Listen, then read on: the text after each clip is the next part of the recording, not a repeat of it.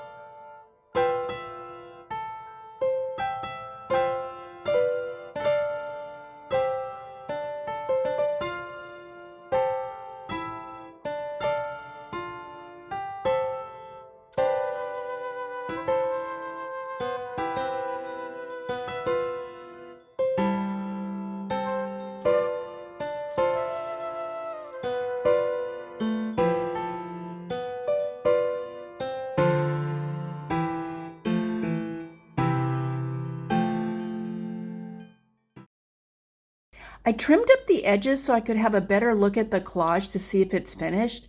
It looked a bit simple, so I decided to add some smaller elements as accents.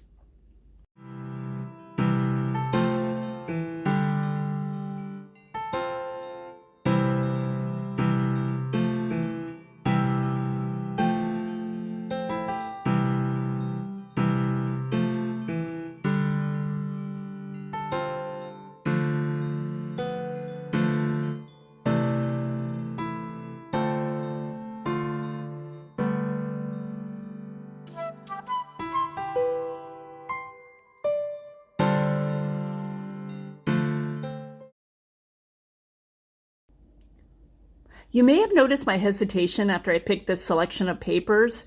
My mind started to race to figure out how to use the mostly lighter value papers. My plan is to put the lighter papers down first, then collage the mid to darker tone papers on top as accents.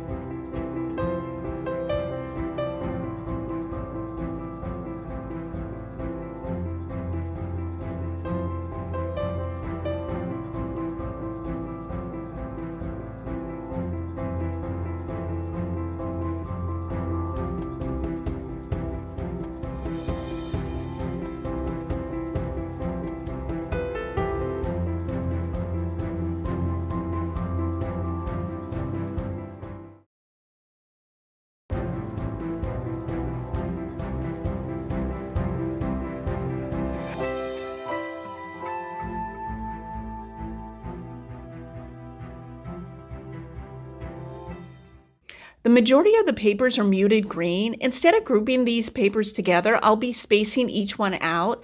This way the viewer's eye will move around the collage instead of focusing in on one area.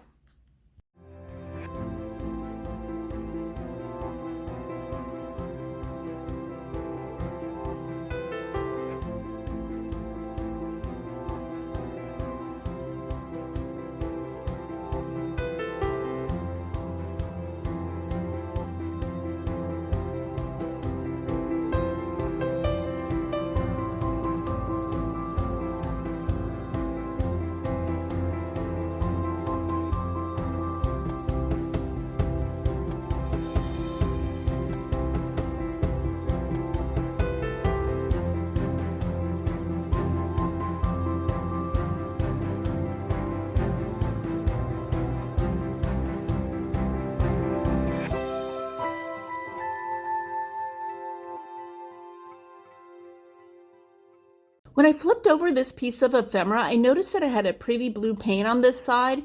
I was happy to see that there was another color paper besides green. Also, I'm leaving some of the paper substrate showing to use it as a light value.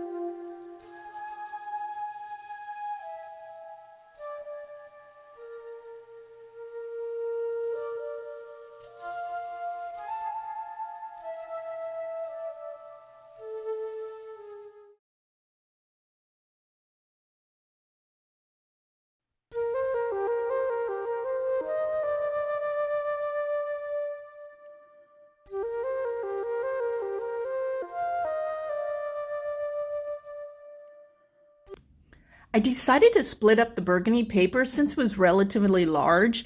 Similar to the previous collage, spacing out the burgundy papers will help guide the viewer's eye around the collage.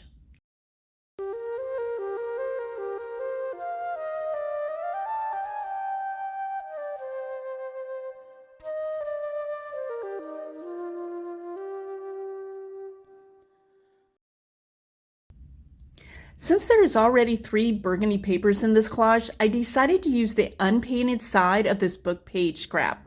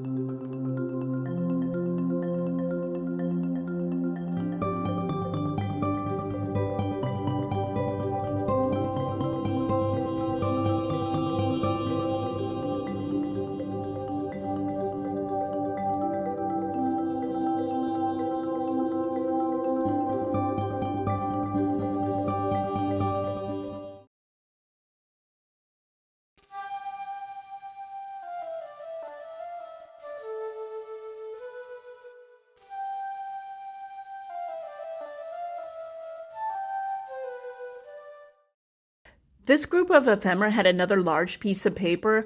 I thought it'd be interesting to use most of it and just cut a slight diagonal to separate it into two pieces.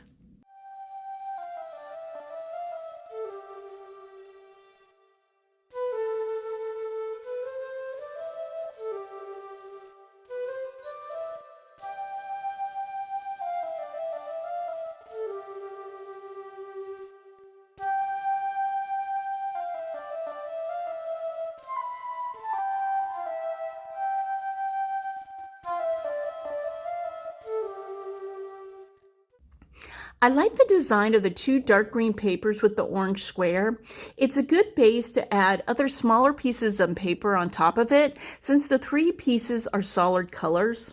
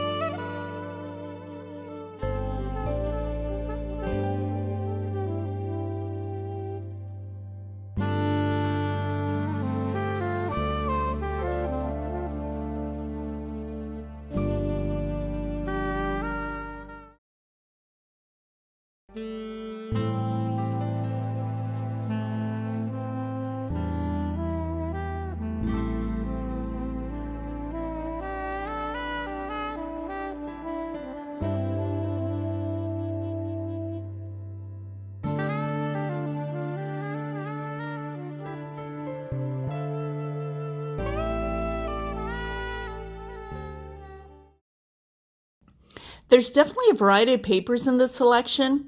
Once again, I took the larger pieces of papers first to start building the collage. As I was collaging the larger pieces, I was also thinking about how to use the rest of the papers. So I wanted to make sure the collage would read as cohesive.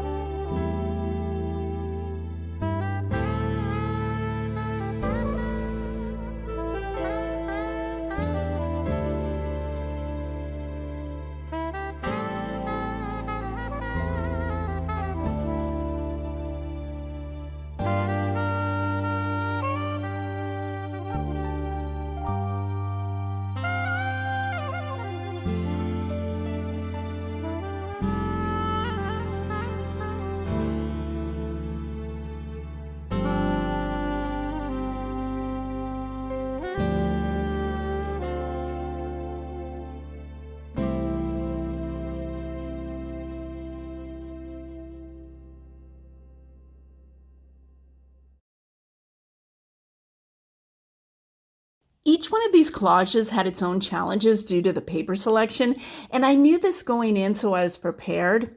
As I mentioned in the beginning of this video, I knew that some or all of the collages wouldn't be masterpieces, and I was okay with that. The focus was to play and to create. When I do this type of exercise, I find new color combinations to use, new design elements and layouts. During this collage session, I was reminded to create collages that have mostly light or mostly dark value papers. I usually try to have a balance of light, medium, and dark value papers in each of the collages I create. Also, it was a reminder to use papers with different textures. I encourage you to try this exercise. It's a good way to push yourself outside your comfort zone since you're not choosing the papers to use. I hope you enjoyed this video. I appreciate you taking time out of your day to watch it. Let me know if you have any questions. Take care.